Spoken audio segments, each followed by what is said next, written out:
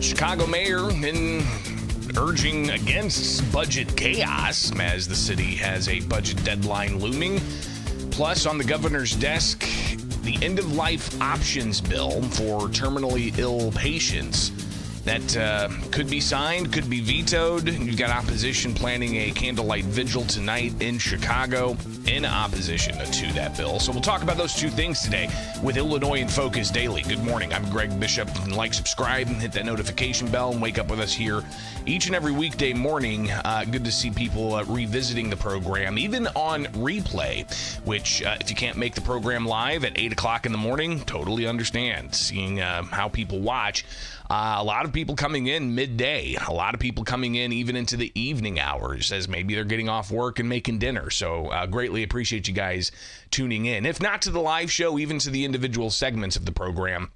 And also for going to thecentersquare.com, where you can sign up for the newsletter. It's free. We are a free newswire service, a nonprofit newswire service, so you can click donate and find out more about how you can support us. But thecentersquare.com, where you get headlines from across the country. You can go to the Illinois page, where I'm the editor, and you can get headlines there as well, including the latest round of lawsuits, states and unions suing the Trump administration over loan forgiveness. So you can read more there about the ongoing issues around redistricting, with Governor J.B. Pritzker making some comments recently in Indiana, lined up to actually possibly approve new maps. What will Illinois do if that happens? Obviously, a lot at stake when it comes to the midterm elections. So be sure to stay up to date with us, and we'll keep you posted each and every weekday morning as things develop. All right, so let's get to it here with Illinois in Focus Daily.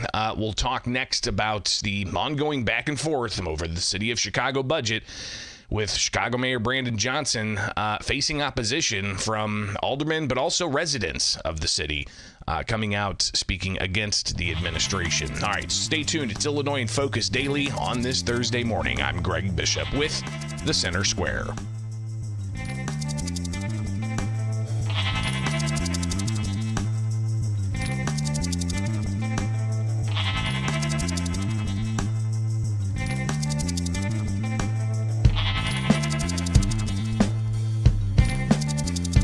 Before we pledgely vote you out, I'd rather see you in an orange jumpsuit.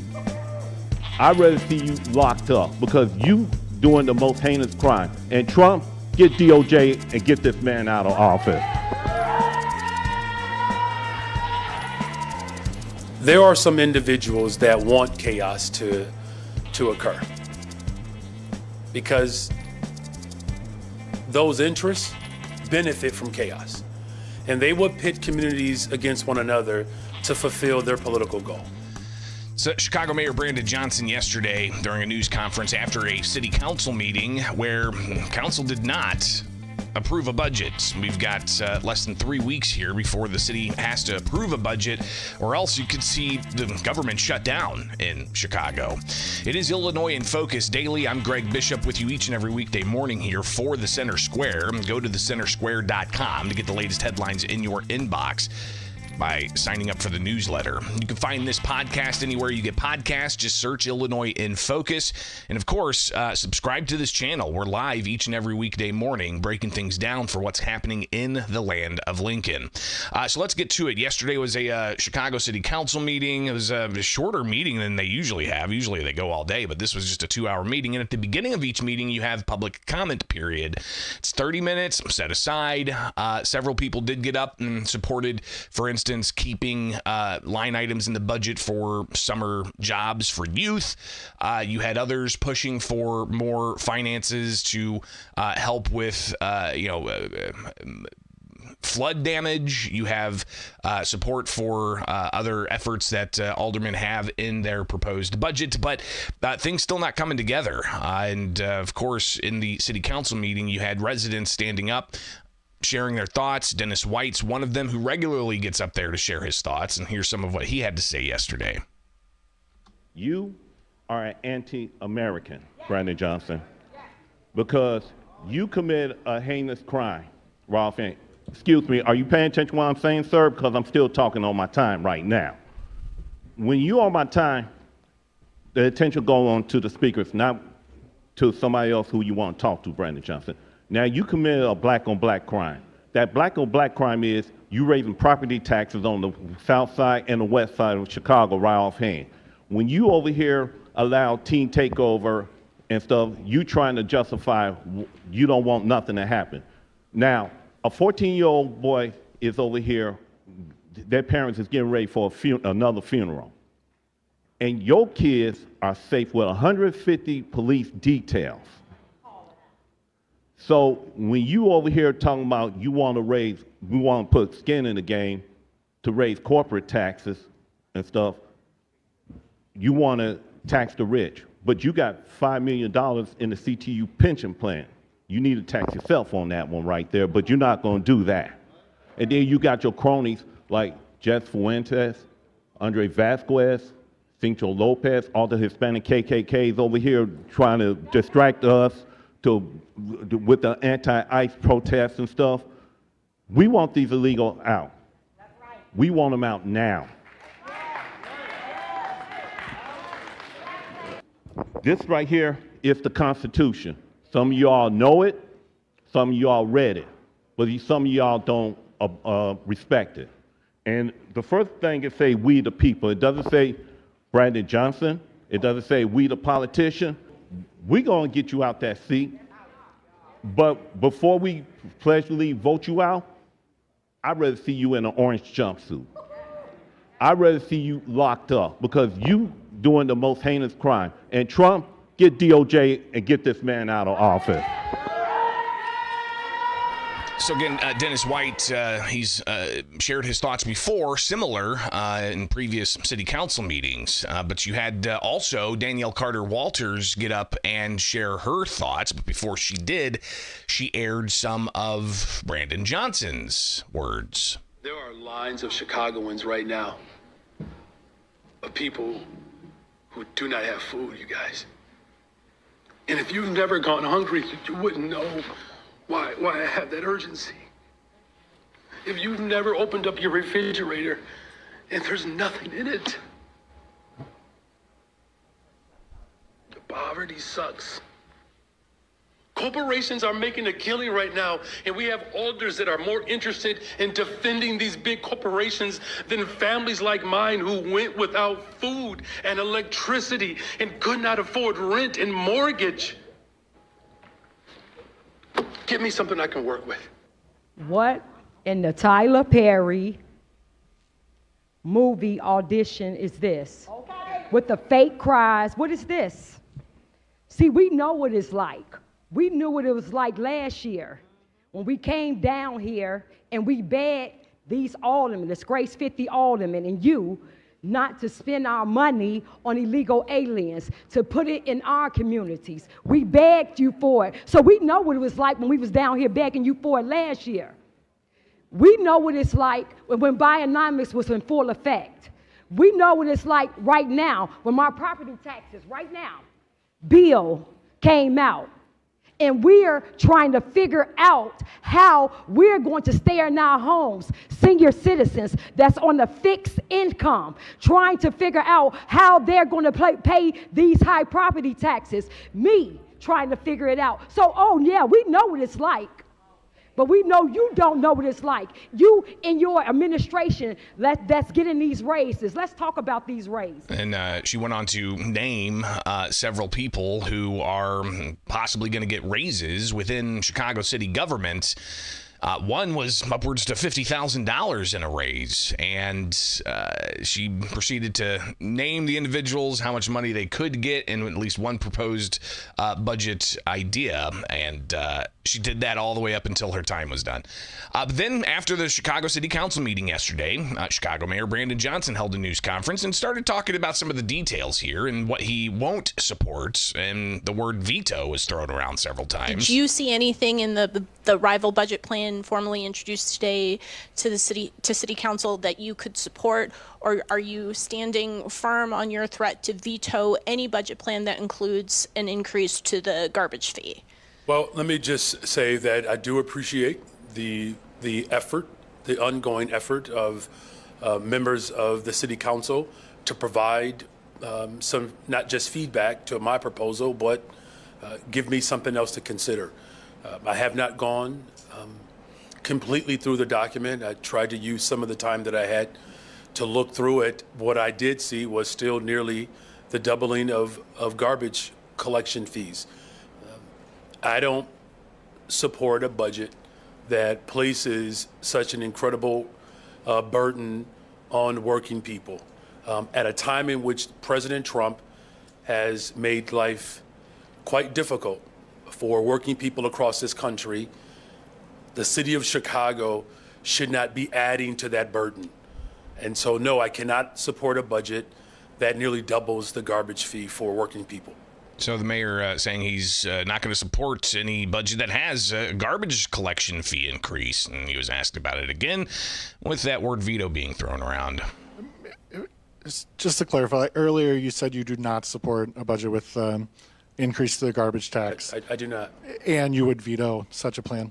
Yep. Is that something, I know that you've been opposed, is that something that you would veto as if it gets approved? Well, you know, look, I guess that's the word of the day, veto. I have not made that type of, I have not taken that position. What we have said from the very beginning, banning sales for people under the age of 21 and having He's talking stronger about hemp regulation is important. Now. I think we should pay closer attention to see what happens at the federal level. So again, a lot of different variables worked in. What about banning hemp? Another question there. But ultimately, with the budget timeline here, they've got until the end of the month to pass something. And what is that ultimately going to look like? Some aldermen and even some states representatives have urged the city of Chicago to legalize video gambling. Listen, video gambling is legal across the state of Illinois, but Chicago is allowed to obviously not have it, so they have to allow for it. But here in Springfield, I mean, you've got around every corner, there's a video gaming parlor. There's video gaming in practically every restaurant and bar. It's all over the place, but not in Chicago. What about that idea of video gambling and finding some revenue that way for the city instead of going after businesses or increasing property taxes? The counter proposal from Alderman shared today lists video gambling terminals, legalizing them and taxing them as a part of their budget. Do you support that? Why? Why not? Do you think it's regressive? Well, we're going to look at, all of what has been proposed. My team is going to scour through and look at some of the projections that some members of the city council have put forward.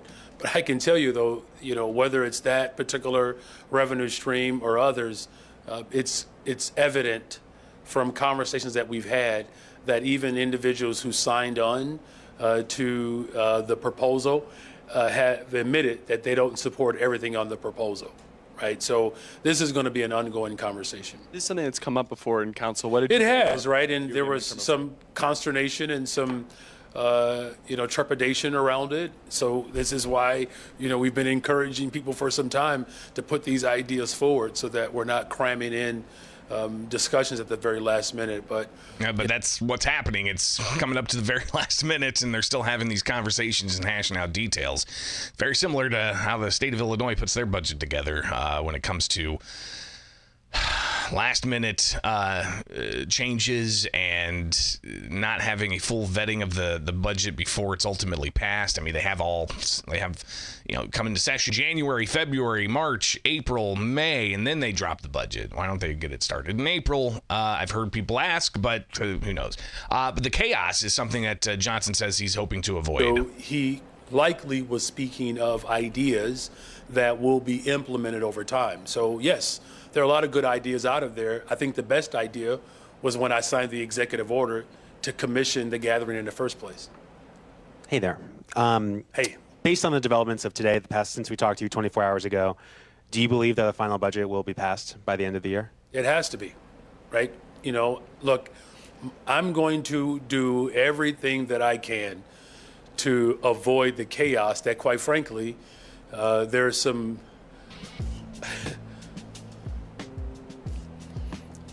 individuals that want chaos to occur, because those interests benefit from chaos, and they will pit communities against one another to fulfill their political goal. I'm going to do everything in my power to avoid that type of chaos, because nobody benefits from that except for the handful of people who have become accustomed to controlling and dominating government.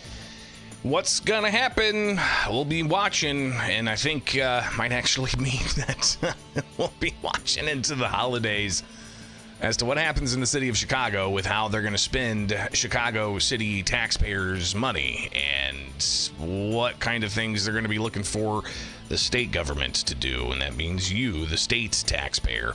All right, it's Illinois in Focus Daily with us each and every weekday morning. I'm Greg Bishop, editor of the Center Square. Be sure to like, subscribe, hit that notification bell, and get the newsletter in your inbox each morning. Go to thecentersquare.com/Illinois and click newsletter and sign up today. All right, it's Illinois in Focus Daily.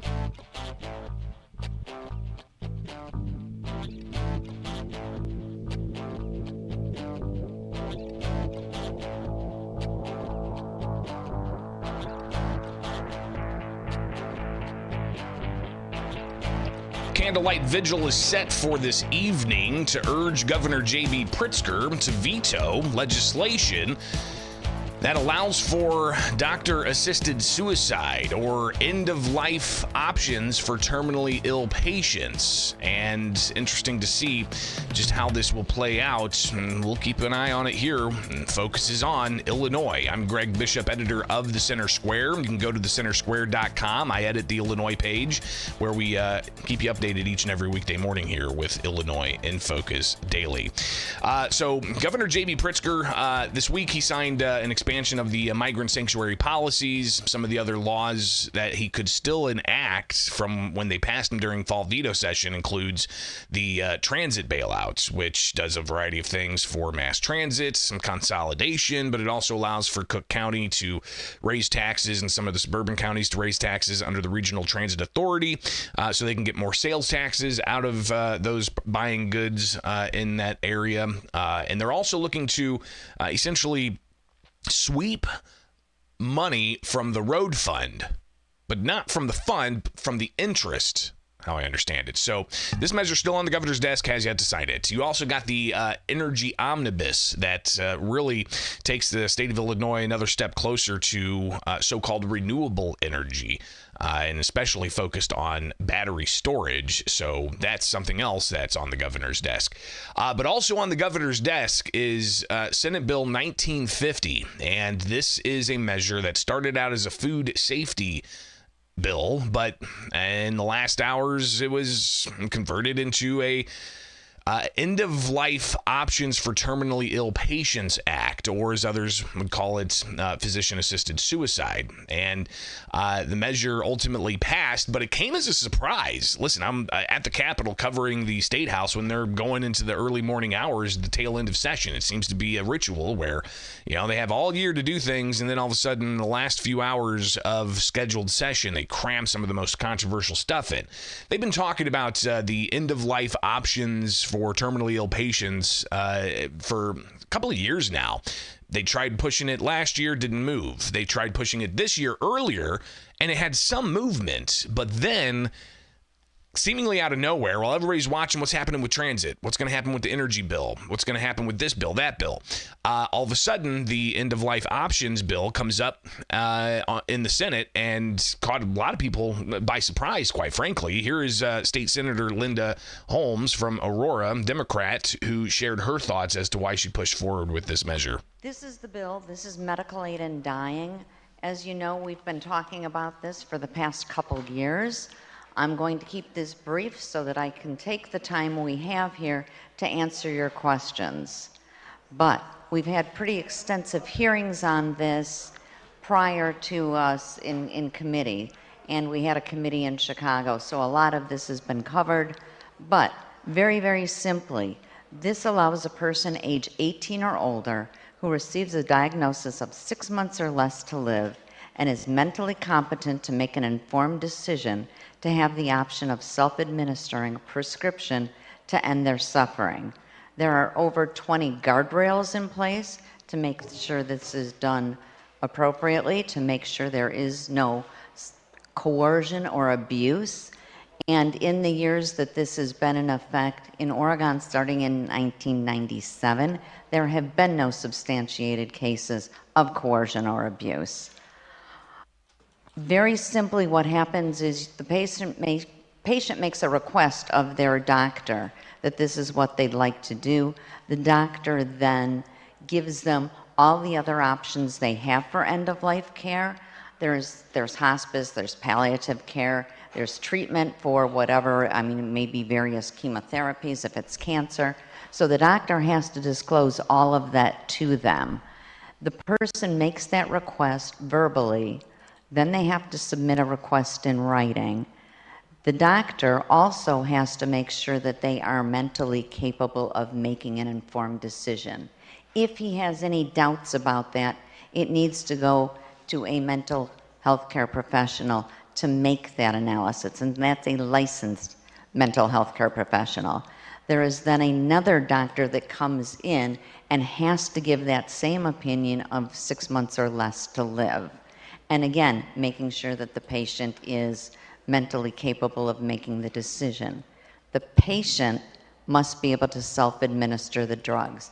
A doctor or medical professional or anybody else cannot make that. So you got Linda Holmes pushing that, and ultimately it's passed early Halloween morning. She talked about some of the issues in other states where she says there weren't any cases of this being abused, but coroners have come out saying that in those states it doesn't have a good oversight function, and that's a big problem they have. They call the grave concerns they have. You have other groups, including those who support disability communities, and they warn that this also doesn't have the proper guardrails in it to keep things from being abused. You have the Catholic Conference of Illinois putting this letter out yesterday to Governor J.B. Pritzker, and I'll just read this to you. It says, Dear Governor Pritzker, we are writing to ask you to veto Senate Bill 1950, legislation of grave moral importance that allows assisted suicide in Illinois. As governor, you will be instrumental in choosing which of two divergent paths end-of-life care in Illinois will follow. The preferred path is to ensure Illinoisans at the end of their life will have compassionate, loving care provided by trained professionals and or loving family members. The other is create an environment that allows insurance companies to provide low-cost lethal drugs to those who cannot access quality end-of-life care. The choice is clear. Please veto Senate Bill 1950. Some describe Senate Bill 1950 as the compassionate choice. This bill is not about compassion. The legislation requires no services to be offered to the person requesting death. There is no requirement that family be near the loved one at the point of death, or that the person is not being coerced into ending their life. This has already dangerously played out in other states with these laws in place. This is not compassion. A compassionate path forward, the Catholic Conference says, is to support dying persons by alleviating their suffering through palliative care, hospice care, and other comprehensive programs. The reason many seek to end their lives is the difficulties accessing quality palliative and hospice care. Without working with our legislature, our state can address this. Real compassion demands we invest in and ensure access to excellent pain medicine, in management and holistic supports for the terminally ill, allowing them to live their final days in comfort and peace, surrounded by family, friends, and other emotional supports. There are many places in Illinois where there are too few, if any, palliative care centers. For those facing serious life-limiting illness in Illinois, access to community palliative care services should be mandated and readily available. We support increasing funding for these programs and ensure that they are the highest quality possible. This legislation will also lead to more suicide in Illinois. According to a study conducted by David Patton, legalizing assisted suicide is associated with a 6.3% increase in total suicide. It defies common sense for our state to enact a 988 suicide hotline, increasing funding for suicide prevention programs, and then pass a law that, based on the experience of other jurisdictions, results in more suicides. If you were to sign this into law, what if a person who wanted physician-assisted suicide were to call this hotline? According to a 2022 United States Center for Disease Control and Prevention study, suicide is the second leading cause of death for U.S. teens and young adults 10 to 34. And according to the National Institutes of Health, suicide contagion is a real risk that these people, young people, are exposed to suicide. Your support of the 2024 Health Protection Act has shown you're concerned about insurance companies refusing to cover necessary expensive care and treatment, but the act stops short from protecting Illinoisans against cases such as those documented in other states of people being denied treatment by health insurance companies and instead offered assisted suicide. That is not compassion. We also believe that within a few short years, the alleged safeguards will no longer exist. Other states eventually eliminated their state residency requirement, thus opting assisted suicide to anyone in the world. Other safeguards have fallen too. For example, if the law allows one to end their life due to a terminal illness, what is to stop a court or future legislature from allowing a person suffering from a chronic illness to end their life? What stops someone who just wants to stop living from accessing medical assistance to do so? That has been the case in Canada, as all their safeguards were eliminated. In 2016, there were only a little over 1,000 assisted suicide deaths in Canada. Less than a decade later, there were 15,000. Similarly, other U.S. states have been slowly eliminating safeguards. We fear that once assisted suicide is legal, it becomes an acceptable alternative to both compassion care and mental health treatment that might encourage potential suicides to consider a different path. Aiding someone in killing themselves or herself is not the answer. Alleviation of suffering is the answer. The true compassionate choice. And that's signed by Blaise Cupich. You've got even the Springfield Bishop Thomas John Paprocki and others, and that's the letter from the Catholic Conference. Pretty lengthy, but a lot there in their concerns. Now, a vigil's being planned this evening in Chicago on 555 West Monroe Street. You've got Patients' Rights Action Fund, Access Living. State Senator Lakeisha Collins, Democrat from Chicago, is going to be there. You've got others, different groups that are going to be speaking at this, and they're going to be holding a vigil in opposition to what they say is physician-assisted suicide. So this bill is on the governor's desk. He has until January 25th to sign it, but we're getting word it could come Friday. The governor could hold a news event, a bill signing ceremony, and sign this, or the governor could just announce that it's it's enacted or it's vetoed or however else the governor will choose to act on this bill. And if you recall, last week we focused in on this a little bit with the governor being asked about it and ultimately, saying that he's thinking, he's hearing from all sides on this. I've been listening to everybody that has a view on it. I have not announced anything or decided anything. Every time I talk to somebody, it has a little bit of an effect. You're sort of cumulatively gathering information.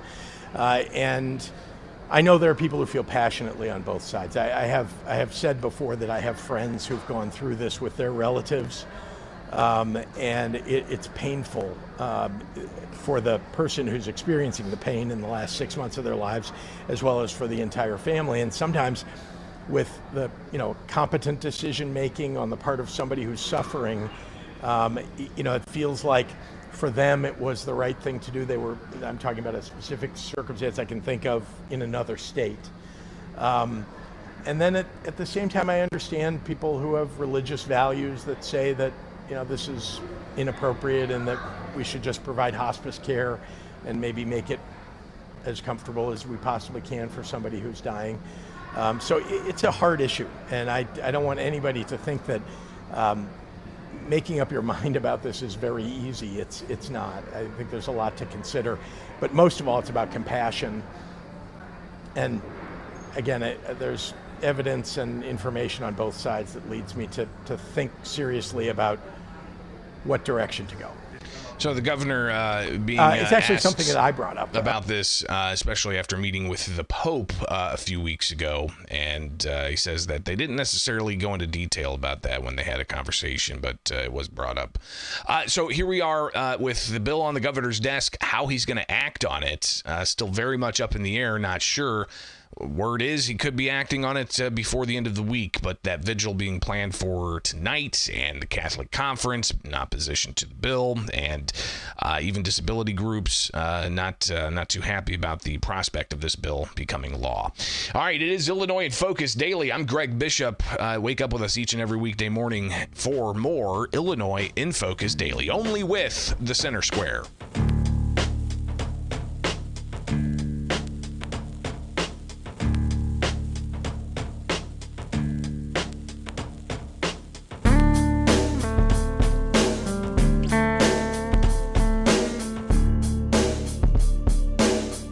Before I let you guys go for the day, I wanted to just show you the latest from Customs and Immigration Enforcement.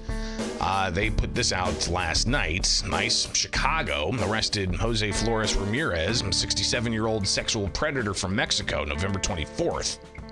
He was convicted for predatory criminal sexual assault on a child under 13 and sentenced to 16 years in Illinois Department of Corrections.